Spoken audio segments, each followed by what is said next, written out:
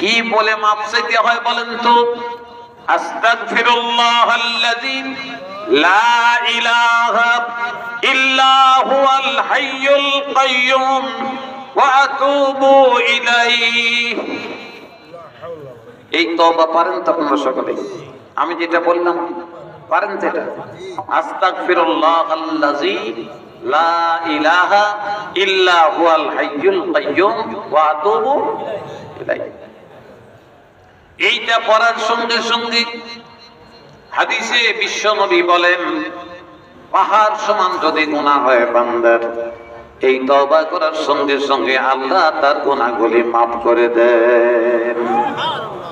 সাহাবারা প্রশ্ন করলেন, ইয়া রাসূলুল্লাহ, ইয়া হাবিবাল্লাহ, আবার যদি গুনাহ হয়ে যায়, আবার যদি তওবা করে, রাসূল বলেন আবার মাফ। আবার যদি গুনাহ করে, আবার যদি তওবা করে, আল্লাহ রাসূল বলেন আবার মাফ। সুবহানাল্লাহ।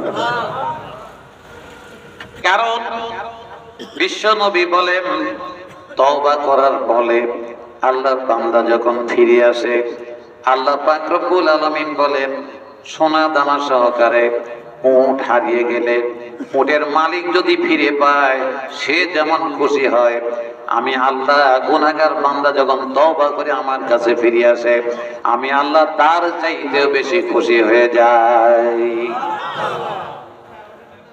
আমার ভাইরা, আল্লাহ রহমত থেকে নিরাশ হওয়া যাবে না, রহমতের আশা করা লাগবে।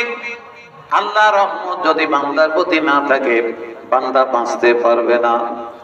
এই জন্য আল্লাহ বলেন রহমানির রহিম।